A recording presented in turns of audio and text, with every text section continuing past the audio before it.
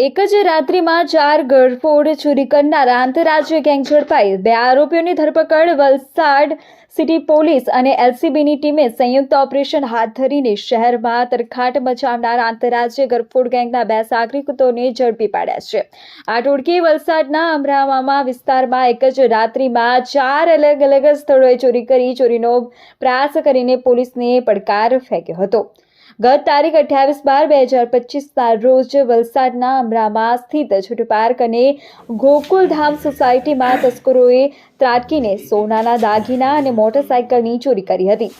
આ ગંભીર ઘટનાને પગલે Valsad city PI DD Parmar અને એલસીબી પીઆઈ ઉત્સવ બારોટની ટીમે ટેકનિકલ એનાલિસિસ અને 250થી વધુ સીસીટીવી કેમેરા ફૂટેજ તપાસ્યા હતા. પોલીસને બાતમી મળી હતી કે આ ગુનામાં સંડોવાયેલા આરોપીઓ ફરીથી ચોરીના ઈરાદે અમદાવાદથી વલસાડ આવી રહ્યા છે. આ બાતમીના આધારે વોચ ગોઠવીને 2 રીઢા ગુનેગારોને ચોરીના મુદ્દામાલ સાથે ઝડપી લેવામાં આવ્યા હતા.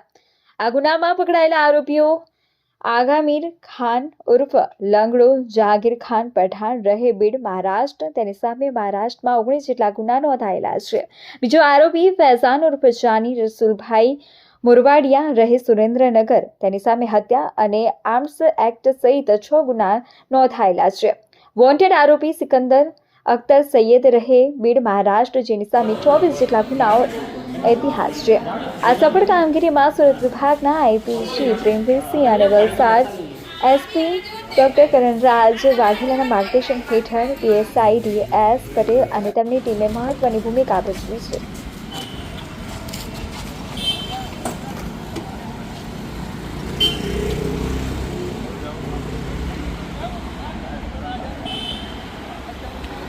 ગયા ડિસેમ્બર મહિનાની 28 તારીખે રાત્રે છોટુ પાર્ક અબ્રામા ખાતે આવેલ વલસાડ સિટીની અંદર એક ઘરફોડનો બનાવ નોંધાયેલો હતો. જે ઘરમાંથી સોનાના ઘરેણા અને એક મોટરસાયકલ હોન્ડા સીબી સાઇન ચોરી થયેલાનું જણાયેલું હતું. અને સાથે સાથે 3 મકાનોના તાળા તૂટ્યાનું પણ ફરિયાદ દાખલ કરવામાં આવેલી હતી. જે બાબતે પોલીસે તપાસ હાથ ધરી હતી. વલસાડ સિટી પોલીસ અને એલસીબીની સાથે વલસાડ પોલીસે અલગ જગ્યાએ ટોટલ 250 કેમેરા ચકાસ્યા હતા. જેમાં વડોદરાથી લઈને છેક મહારાષ્ટ્ર સુધી કેમેરા ચકાસવામાં આવેલ હતા. જે દરમિયાન બાતમી મળી હતી કે આની અંદર આંતરરાજ્ય ગેંગ સંડોવાયેલી છે.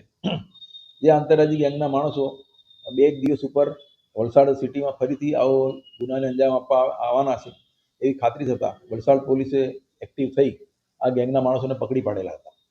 આ ગેંગના માણસોને પકડી પાડતા એની પાસે સોનાની 2 વીંટી અને જે મોટરસાયકલ ચોરીમાં ગયું હતું એ હાલમાં કબજે લેવામાં આવેલું છે. અને એની પૂછપરછ દરમિયાન એક અન્ય આરોપી પણ સંડોવાયેલો છે, જે પણ મહારાષ્ટ્રનો છે, જેની પકડવાનો હાલમાં બાકી છે. આ લોકો પહેલા એક ગાડી લઈને મહારાષ્ટ્રથી ગુજરાતમાં આવતા હતા અને અલગ જગ્યાએ લોકેશન નક્કી કરતા હતા.